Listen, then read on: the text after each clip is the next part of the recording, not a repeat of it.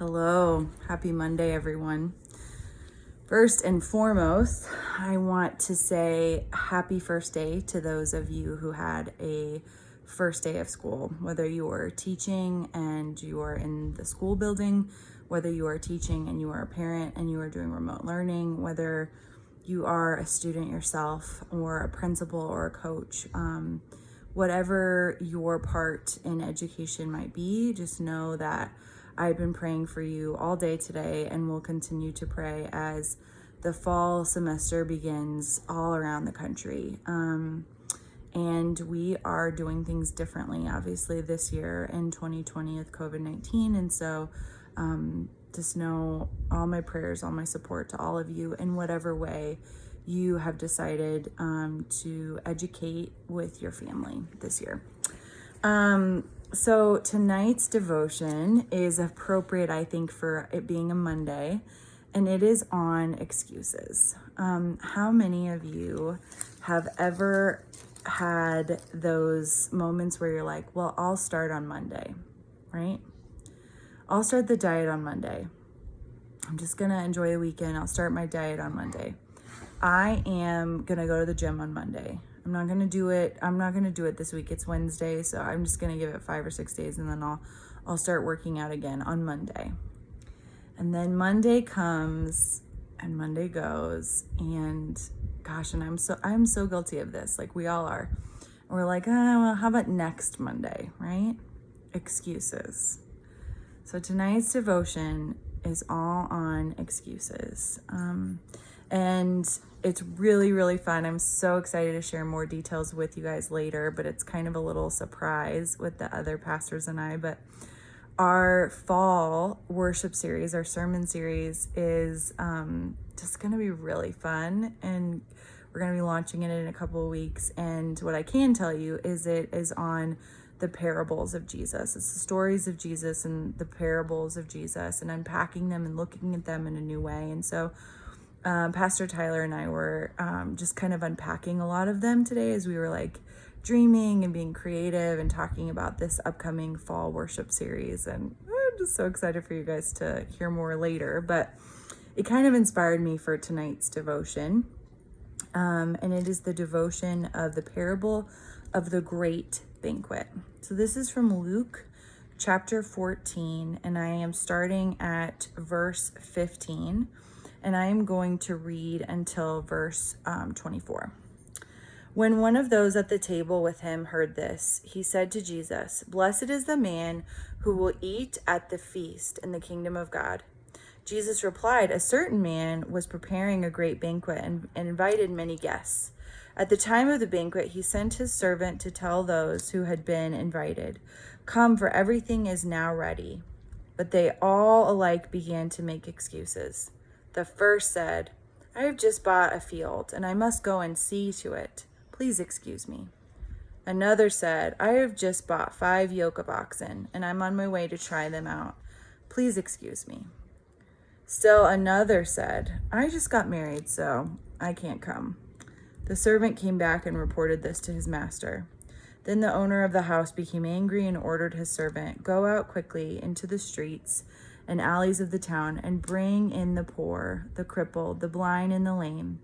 'Sir,' the servant said, 'what you ordered has been done, but there is still room.'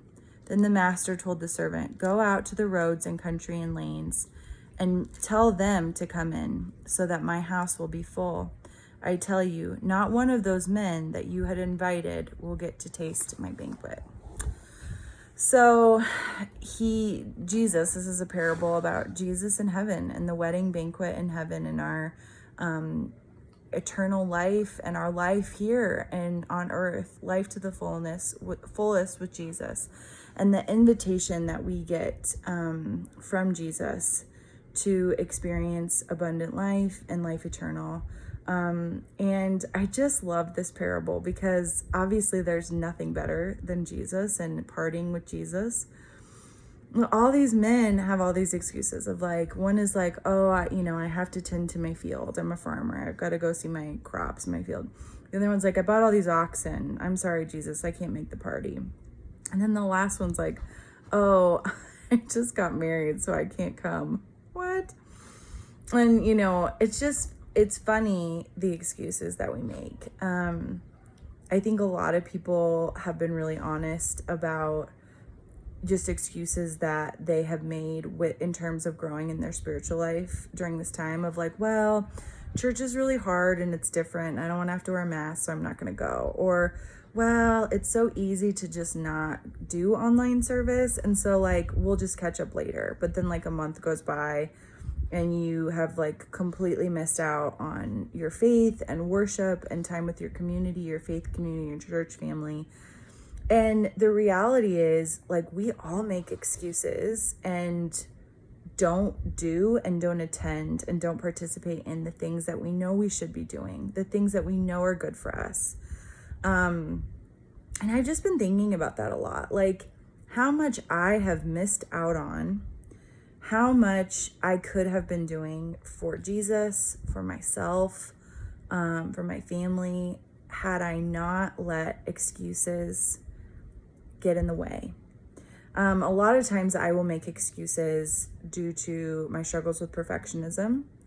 I will make excuses because I always like to have as much time to prepare for everything as possible. And I just make excuses because I'm lazy.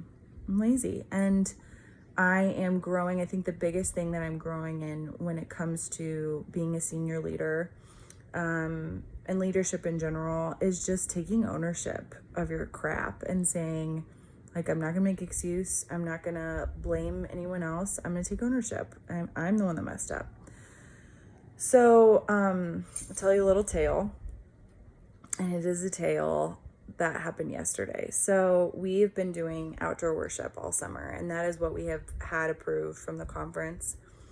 And our sound system did not work yesterday, and so people were showing up to worship. I tried to email and say service was canceled due to technical difficulties. You know, I was being awful to my husband. We were running around like crazy people. There was like all of this arguing of like, what should we do?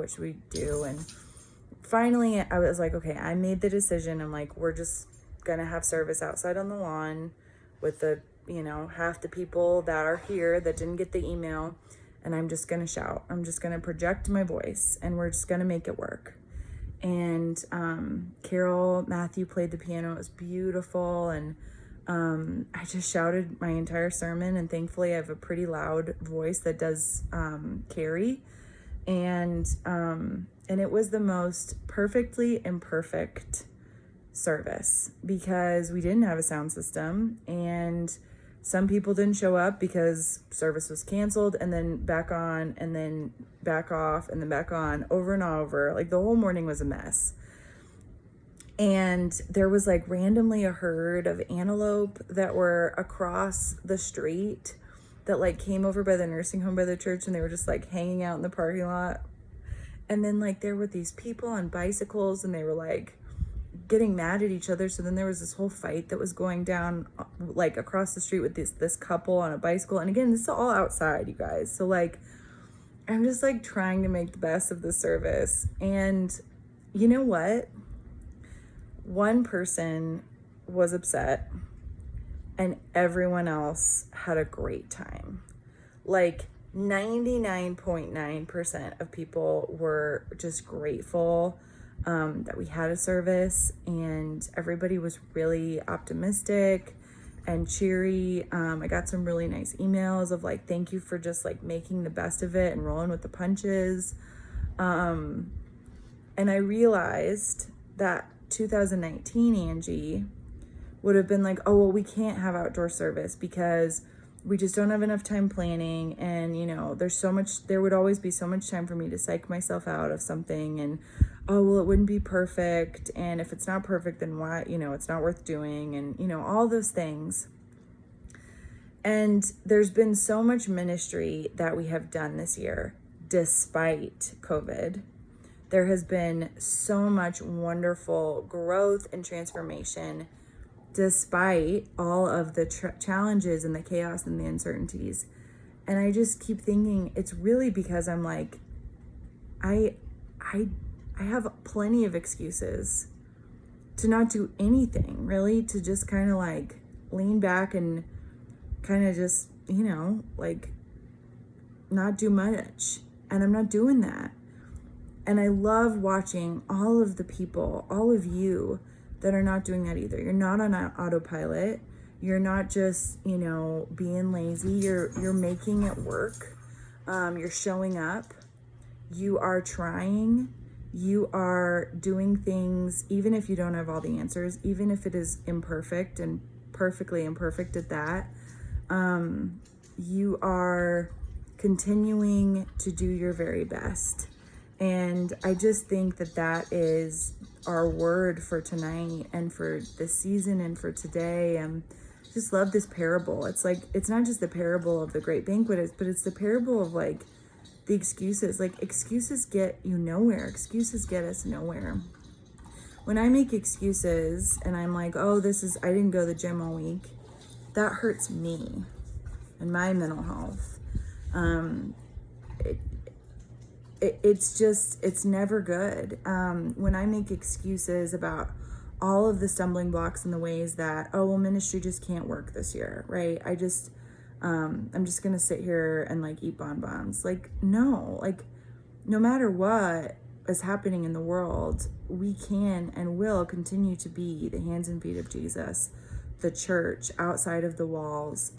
We will find creative outlets for ministry. So my word to you is, don't make excuses.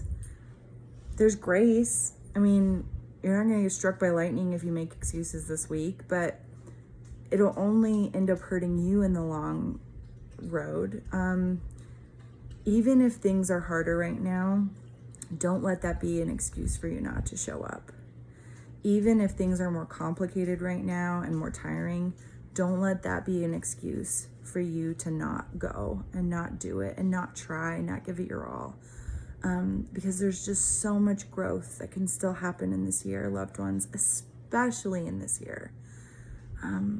There's so much ministry that we can all be doing, whatever our niches, if it's for older people, if it's for younger people, if we care about families, if we care about young moms, if we care about the elderly, the sick in the hospital, there's like whatever passion project we have, heck, even animals, whatever it is.